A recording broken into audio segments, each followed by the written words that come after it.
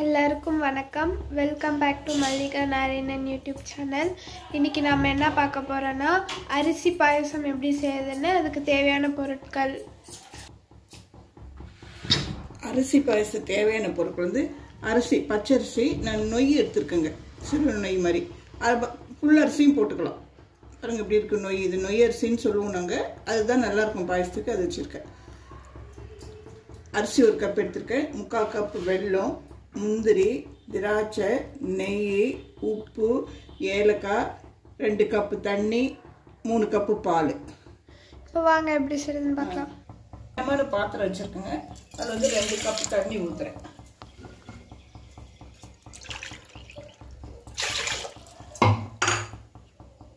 பால் அதிலே ஊற்றிடுறேங்க.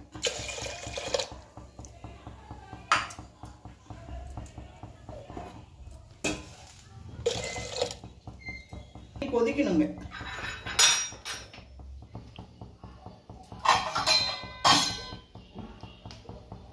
அரிசி வந்து கழுவி போட்டுடலாம்.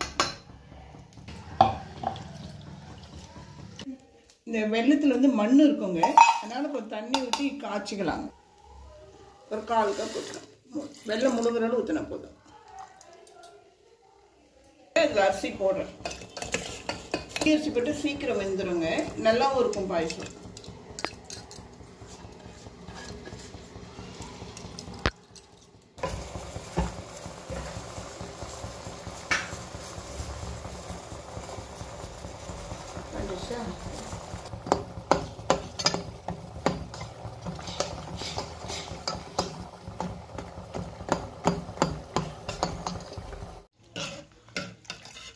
பாருங்க அரிசி வெந்துருச்சு.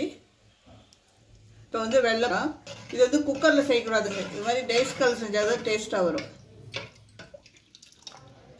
வெல்லம்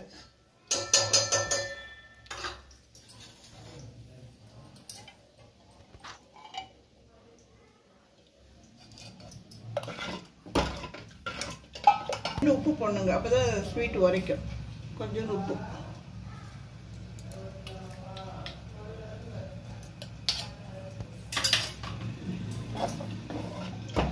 இது நல்லா கொதிக்கணுங்க. தூள் பண்றேங்க.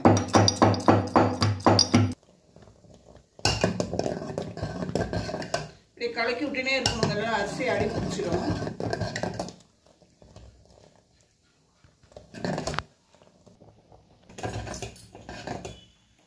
கடாய் வச்சிருக்கேங்க, அதுல நெய் ஊத்துறேன். முந்திரி திராட்சை தாளிக்கிறதுக்கு எடுத்துட்டு வச்சிருக்கேன். நெய் காஞ்சிச்சு, முந்திரி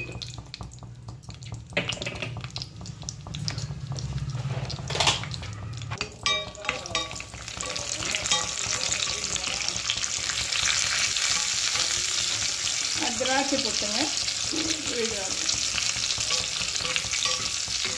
போடுறேங்க.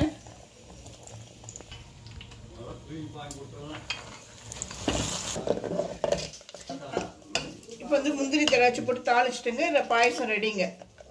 அரிசி பாயசம் ரெடிங்க. அவ்வளோதான், இந்த பாயசம் ரெடிங்க. இந்த பாயசம் அவளுக்கு அப்படியே வச்சுக்க வேண்டியதான். பாருங்க,